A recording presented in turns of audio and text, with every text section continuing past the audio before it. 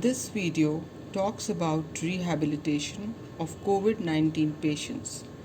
Physiotherapy plays a key role in rehabilitation and aims to optimize recovery in these patients and improve fitness. Besides, exercise also plays an important role as a mood elevator. Exercise improves confidence and a feeling of well being. We will be demonstrating some helpful positions and exercises. Now, in the acute phase or early phase of the illness, when patients are experiencing breathlessness, these positions are very helpful and give them relief. First is the side lying position. In this, two pillows are placed under the head and upper chest. The knees are kept flexed. A pillow can be placed between the knees also if required by the patient. The second position is the forward lean position, which also helps patient to breathe with ease. Then the sitting position with head kept on two pillows on a table and looking towards one side. The third position is the forward lean standing position, wherein the patient rests his hands on a chair and leans forward. And lastly, standing with wall support. All these positions help to improve the distress. Then the positions in which the patient has a good expansion in various areas or lobes of the lung. The first is the side lying position. In this, the knees are kept flexed with a pillow placed between the knees. The upper arm are supported by one pillow and one pillow under the head. The patient can change the sides. Much has been talked about proning in this COVID time because it helps the patient breathe better, improves the SpO2 levels, and gives better lung expansion. We keep one pillow under the upper chest, another under the head, and one under the legs to relieve the stress on the knee.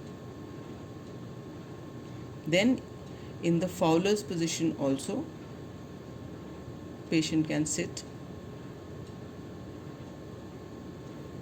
Now when we go to the subacute phase or patients who have mild to moderate illness, breathing exercises can be given. These exercises should be started with simple diaphragmatic breathing, which can be done either in sitting or lying. In sitting, the patient places one hand on the chest and the other on the abdomen. When the patient breathes in, the abdomen moves out, and while breathing out, the abdomen goes in. Then in the prone position also, diaphragmatic breathing can be done. Placement of the hands help the patient to know whether he is doing the exercise correctly.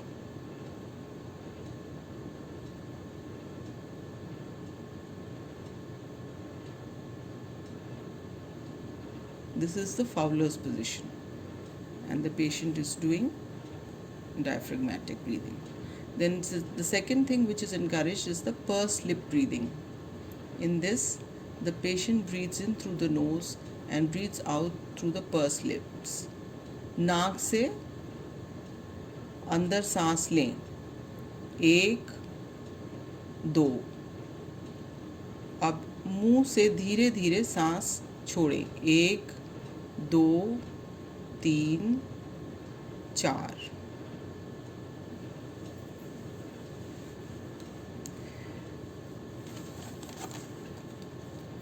Then we come to the segmental breathing. In this, the patient places both the hands first on the upper chest, सांस अंदर खींचें, छाती को पूरा फुलाएं और छोड़ें. Then for the lower chest,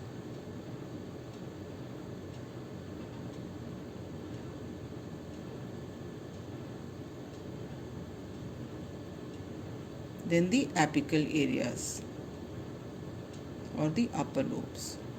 The placement of the hand simply gives a tactile stimulus also for him to get a good expansion. Then thoracic expansion exercises wherein we give a stretch to the whole chest along with breathing,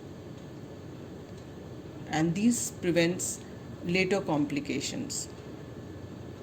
In this, when the patient breathes in, he takes the arms upwards, and while breathing out, the hands are brought back. The second is, with the hands behind the head, and the patient breathes in and takes the elbows outwards.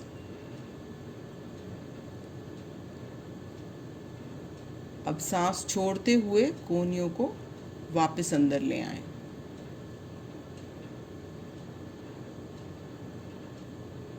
फिर से सांस लें अंदर पूरा. अब सांस छोड़ें.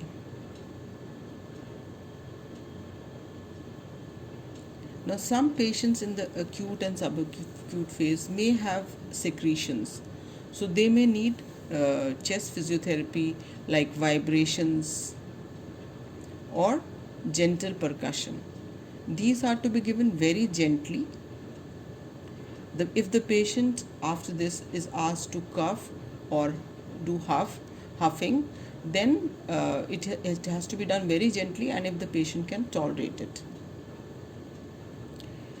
A physiotherapy referral may be given if it is required, if you are not confident about these maneuvers.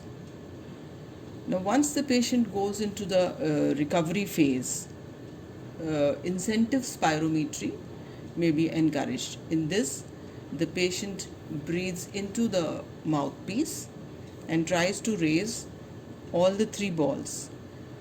Sometimes in the initial phase, they may be able to raise it just halfway up, or just one ball. So that will gradually improve. It can be done for 2 to 3 minutes initially, but it all depends on the patient's tolerance and ease. Then for expiration, the device is reversed, and again through the mouthpiece the patient will now expire, and same way the balls are to be lifted. Yes.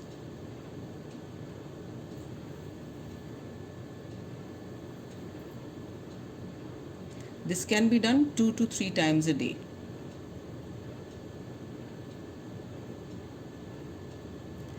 Pranayams are very good breathing exercises. Now, the first pranayam is the Nadi Shodhana pranayam, which helps the patient. The patient breathes in through the left nostril and then blocks it, and then breathes out through the right, and then again breathes in through the right nostril and then breathes out through the left. So this gives a control over the breathing pattern and also engages him, besides other benefits of this pranayam. Then Bhramari again is a very useful pranayam in which the upper respiratory tract secretions may be loosened. In this, the patient blocks the ears with the thumb. Then with the fingers, he will block the nose after taking a deep breath in. सांस अंदर लें. अब उंगलियों से नाक को रोकें और भंवरे जैसा साउंड निकालें।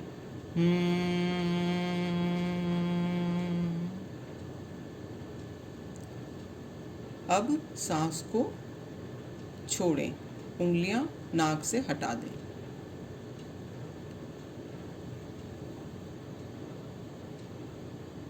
ये प्राणायाम जब शुरू कराएं, और this can be started once the patient is able to hold the breath for a short while. Then relaxation is very important in COVID patients as they are very tense about their prognosis. So one simple technique is the Shavasana, as we all know, where the patient just lies in a very just leaves the body loose and relaxes. He can chant something if he wants to, or just simply lie down with some relaxing music. Then second is the Jacobson's technique, which we all know, wherein the patient tightens the facial muscles first, then the hand muscles and arm muscles,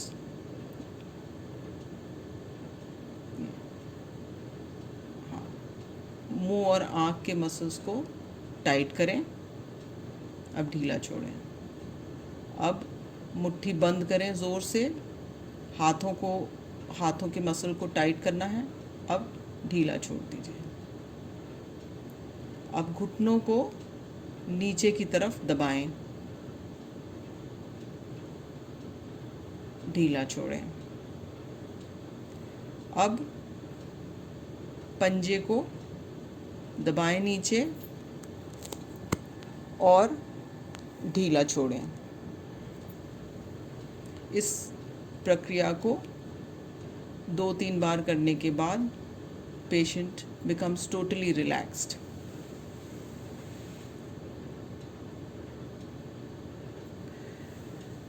Now some passive exercises can be given in the acute and subacute phase. These we will demonstrate to you.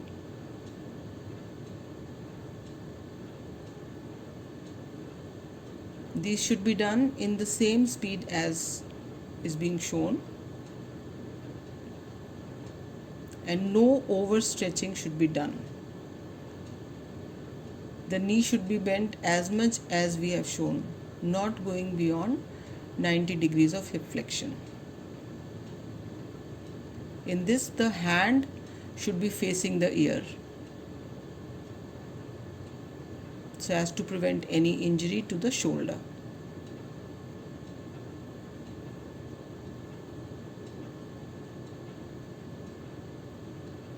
Please take note, the speed of the movement should be as we are showing you, and no jerks at the end of the range. 5 counts of each movement can be done 2 to 3 times a day.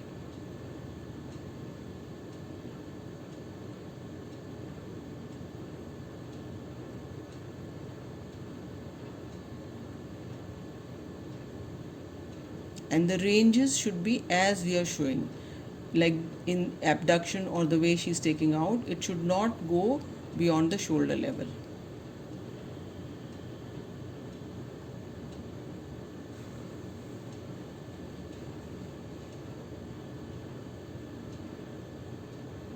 When the patient is able to do some active exercises, that is exercises which they can do themselves, then they should be taught these exercises like flexing and extending the toes, then circular movements of the ankle and foot,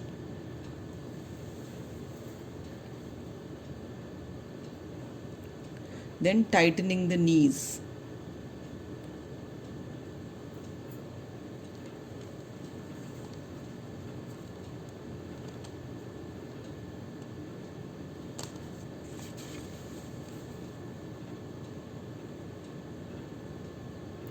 all these should be done very slowly and gradually. The number of counts also should increase. So you start with 5 counts or even 2 counts, and then gradually go on to 10 counts for each movement. And frequent rest periods. It is not necessary to do all of these exercises together. Then we come to the pelvic floor exercises. Now, to remain continent, it is very important to do pelvic floor exercises, especially when the patient is on bed rest. So, in this, we ask the patient to squeeze in the pelvic floor or tighten the pelvic floor as though to stop urine flow, and then gradually relax.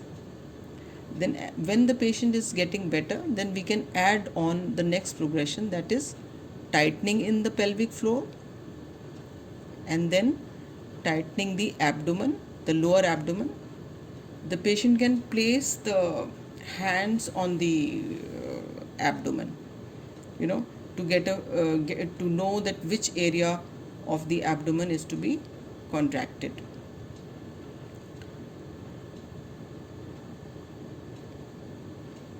And these exercises help in making the patient continent, or at least you should not lose the strength of the pelvic floor and become incontinent later on when the patient starts mobilizing. And after the third phase is lifting up of the pelvis, and hold the 3 contractions and then gradually release, and then relax the abdomen and then the pelvic floor. So the contraction as well as relaxation is to be done in this order: first the pelvic floor, then the abdomen, then lift the pelvis, then relax and release the abdomen, and then the pelvic floor. Now, yogasanas.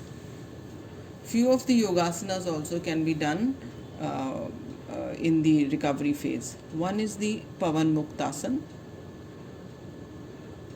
All these asanas help in mobilization as well as better digestion, stimulation of the peristaltic movements. Then this is the Shashakasana.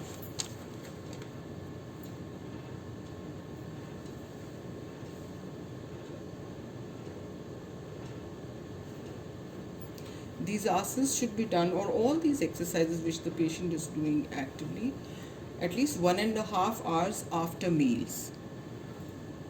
Then this is the Vakrasana. All these can be maintained for about 2 to 3 seconds, and then you can change to the other side. Then few other exercises which we do in the active phase, active exercises in the recovery phase. This is the neck exercises which she is doing to maintain the range of motion and stretchability of the muscles. Shoulder shrugging.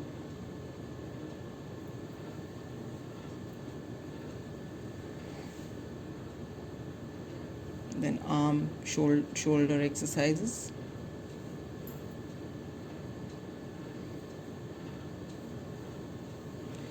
And the patient should be wearing loose cotton clothes while doing these exercises and should be well hydrated.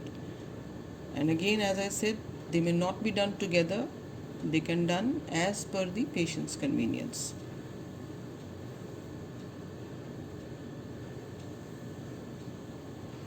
And rest intervals are important.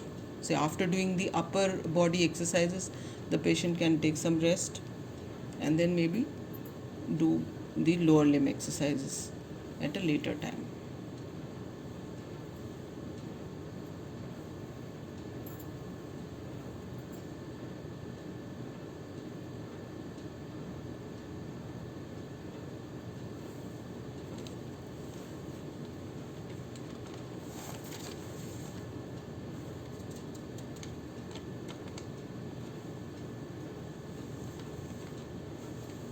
Now, in all these exercises, the breathing exercises as well as all, no breath holding should be done.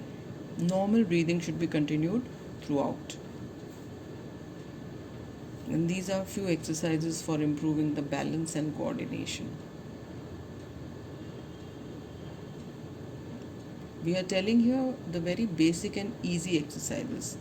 Later on, post-COVID recovery phase, when the patient is out of the hospital, then they may visit the physiotherapy department where individualized protocols will be made for them.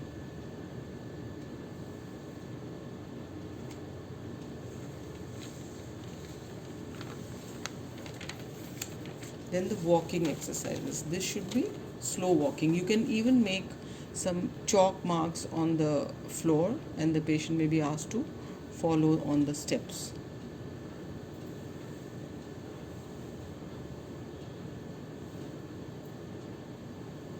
Then this is side walking.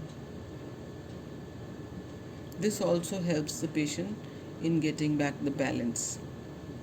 Of course, in all these, the patient has to have somebody near him or her, so that to prevent any falls. Then once the patient gains balance, then even retro walking can be done with small steps. Now one has to be alert to these things like increased heart rate, or the patient is feeling sick or nauseated, and things like that, which may have been taught to you in your other medical classes. So now, in as we have learned, all these exercises may be done giving a lot of gaps or rest periods. Thank you.